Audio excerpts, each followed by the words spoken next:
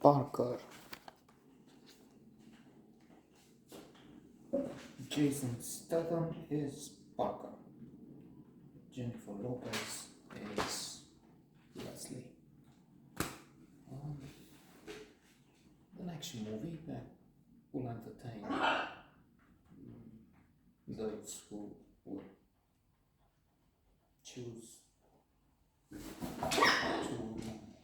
stay indoors and watch and see a movie under this weather, here or elsewhere.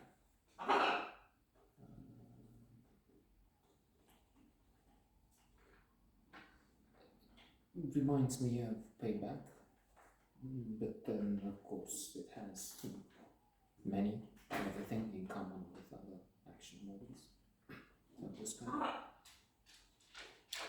So Parker is the reputable, appreciated in the underworld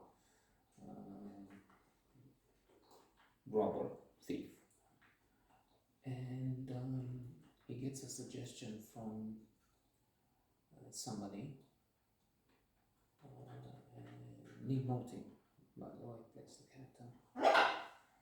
What peak this actor has reached, only to be infamously photographed with that hair, much like this, I guess, under the influence that are not there. Anyway, so he's told about the team. Now, Pulp Fiction comes in mind with Mr. Pink, Mr. Orange, infamously. Why should I be Mr. Pink? It's my way or the highway. Okay. So this team is doing the robbery. Some things go wrong. He's the coordinator. It's his show. He tells the fellow, look, you set fire to the hay behind the stable. He does it the wrong way and somebody dies. Make fire. As they drive from the job, the leader of the team beyond this show, the show is Parker's, but now that they're finished, look, I have something else, so why don't you put the money, your share, 200,000, something like that, towards the next thing. Now, we agreed on something. Well, it will give each 2 million because there will be stones. Stones are, what did he say, 10 cents per dollar? Because you have to sell them. You don't get the price because they're hot. So they have an argument. Parker has his decision. We said that, and I'm not. That's it. And they try and shoot him. They shoot him, throw him from the car, and leave him for dead. He's found. He has to be. Comes to life. Jason Statham's character is still. And he's out to get. In Payback, Mel Gibson's personage is going to jail because of but also his attack and what. That's a hubba good movie. I mean, I liked it.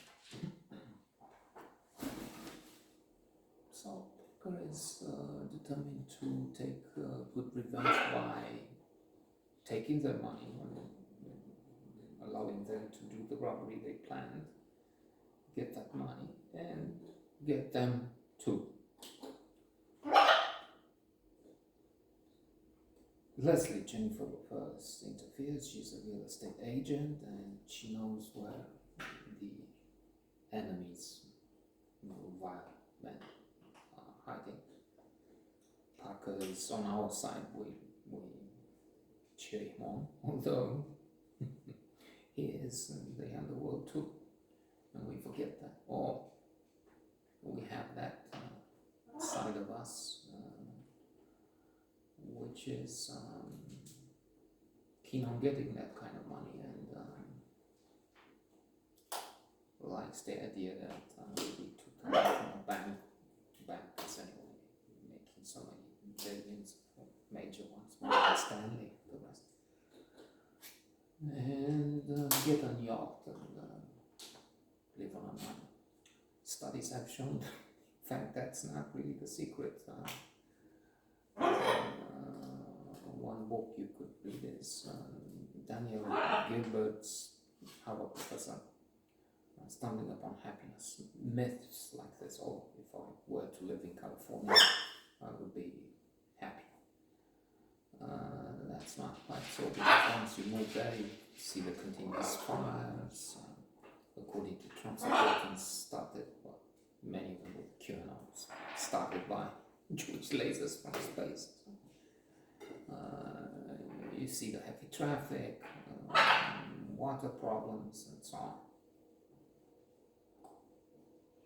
And you get used to it. It's not a phenomenon called the domination. You get used to the good things and then see shortcomings. And that's happening almost anywhere. Caribbean islands where you have electricity shortages, exorbitant prices, because everything almost has to come from somewhere else on those islands. Hurricanes, that's the case in places in the south, also in Florida. Florida is anyway a special case. It's also true that in a job buy for happiness, 50% is apparently predetermined. It's in our genes. We have a tendency to be happier or less happy, negative. And 10% depends on where we are, because if you live in Somalia or Lebanon, keep hearing about terrible things happening there.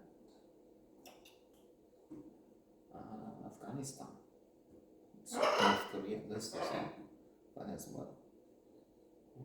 America, Trump's that side of it. Then it's difficult to overcome those conditions. It doesn't matter.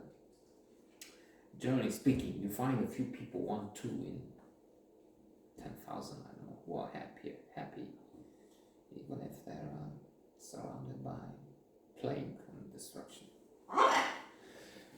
Parker, well, decent, not too good.